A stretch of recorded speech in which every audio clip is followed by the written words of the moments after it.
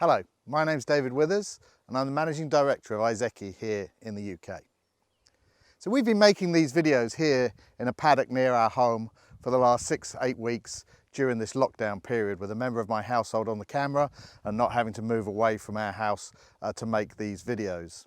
Obviously now lockdown has been eased. We can now come out to you and actually do these demonstrations live with you on your premises. But we still think that these videos have a value, and we think it's a good opportunity to share with people the type of products that we have. So look, I'm going to stand out the way so you can see in all its glory our new TXGS24. This is a new product that we launched just in 2019, and it's a subcompact tractor. Don't let that fool you. That doesn't mean that it's too small to do a job. This is an incredibly powerful tractor in a really compact package.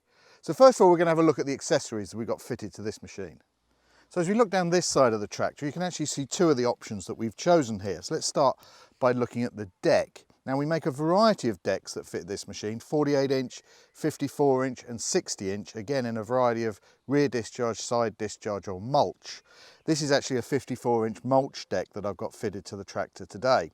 Most of those decks are also what we call drive over decks. You drive over it with your front wheels and then you fit it into that belly mount position that you can see there.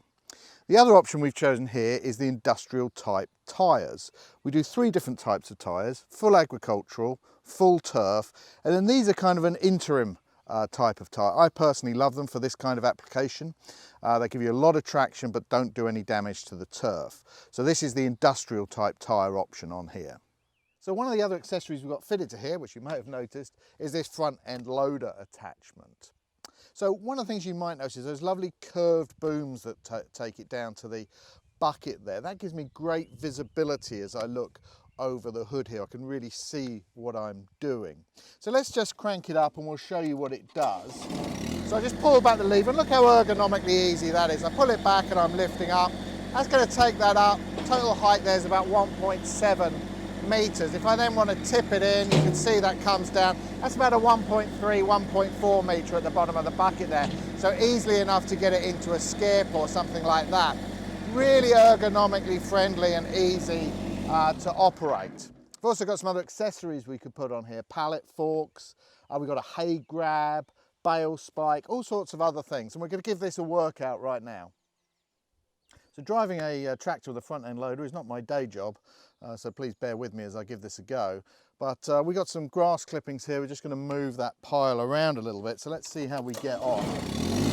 So first of all, it's relatively easy to control. I just lift and lower like that. So I take the handbrake off. I've already got my seatbelt on. So I'm just going to go into the pile, and you can see I can just pull that up, no problem. And then I'm just going to drop it over here. So just very easy. I'm just going to move the lever from side to side. And even a novice like me can pretty much cope with moving pretty much significant amounts of material around. It's just not a problem.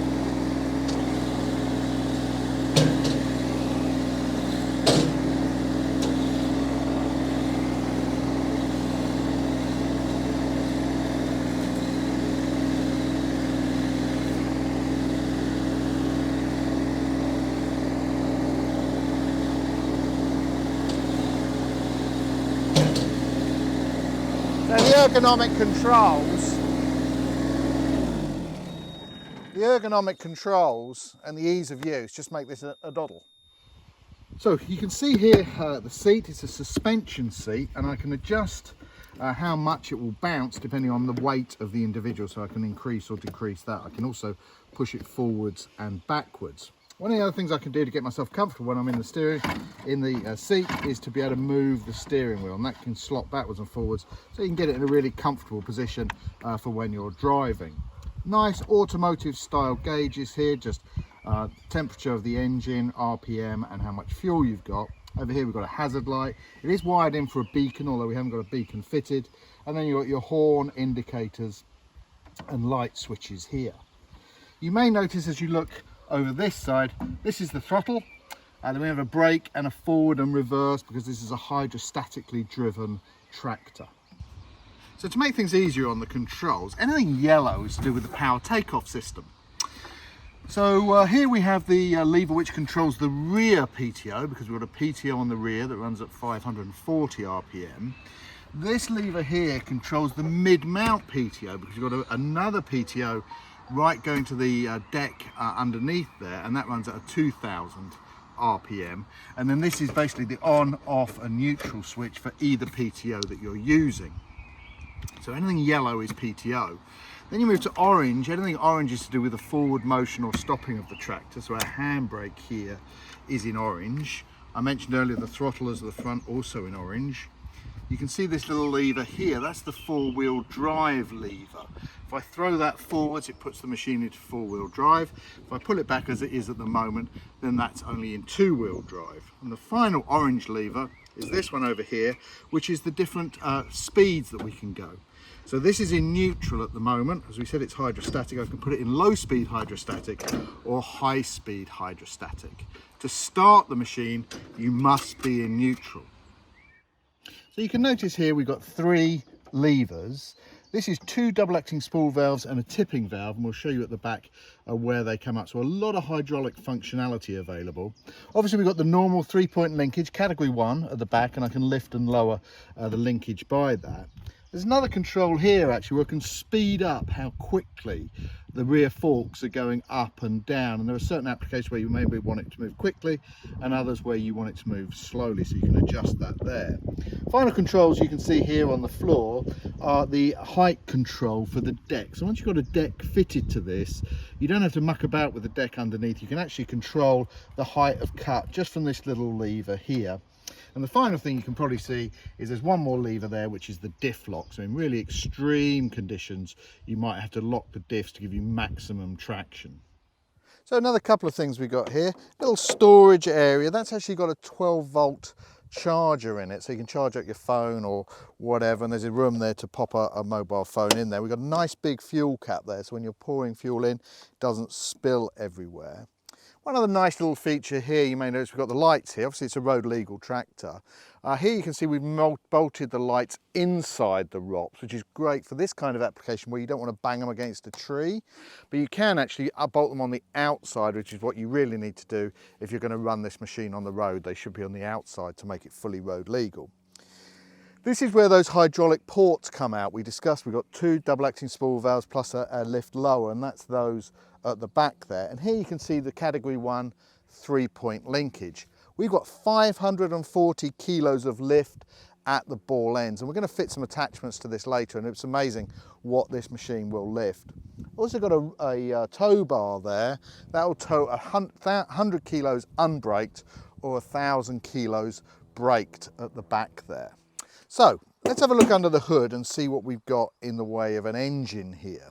Now you'll notice that as I open it, actually the front end loader doesn't really get in my way.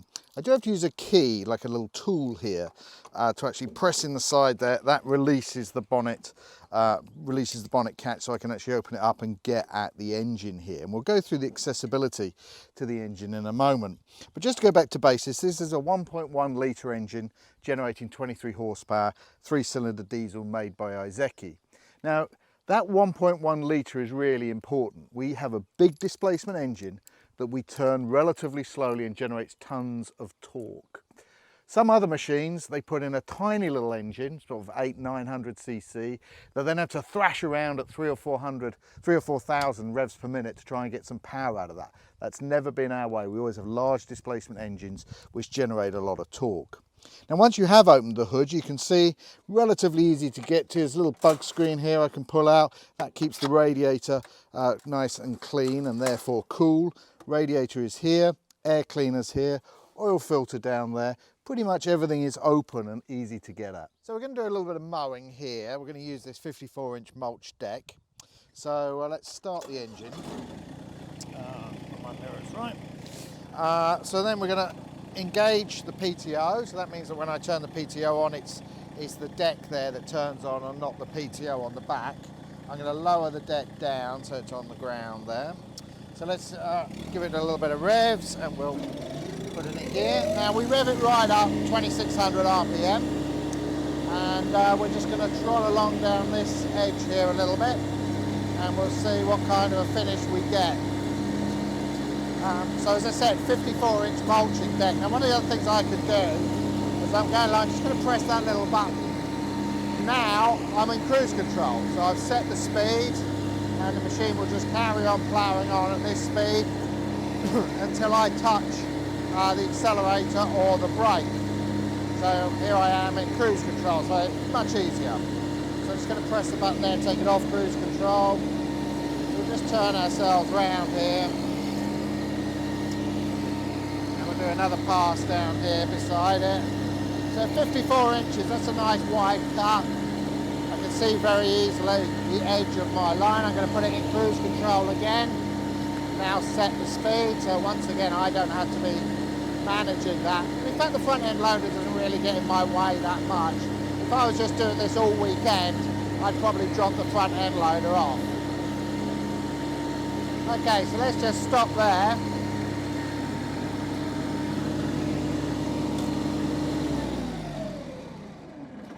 So you can see this is where we did that couple of passes with the mulching deck. We've got a lovely smooth finish there, good dispersion of the grass, a little bit of dry weather like we're having, that will just blow away and it'll be as clean as anything going forward. So it's a great deck and a really easy thing to be able to manage on a tractor like that. So for larger areas, and we've got this bit of paddock here that we want to cut, you might want to fit a larger deck than we've got located between the wheels in the centre of the machine. So this is a Wessex 1.5 finishing mower that we've got. One of the things you might notice here, look how lovely and high the machine lifts the mower, and that's great because to adjust the height of cut on this machine, actually you drop these jockey wheels out, and we've got plenty of room to do that without having to manipulate it or drag it around yourself. So let's start this up and we'll just do a couple of passes up and down here. Again, just to kind of give you an idea on what this tractor might be used for. So we'll just start up, gear.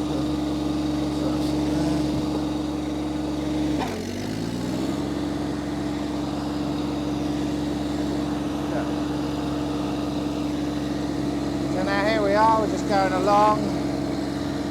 Once again, I'll probably set the cruise control here. So I'll set the cruise control in a minute.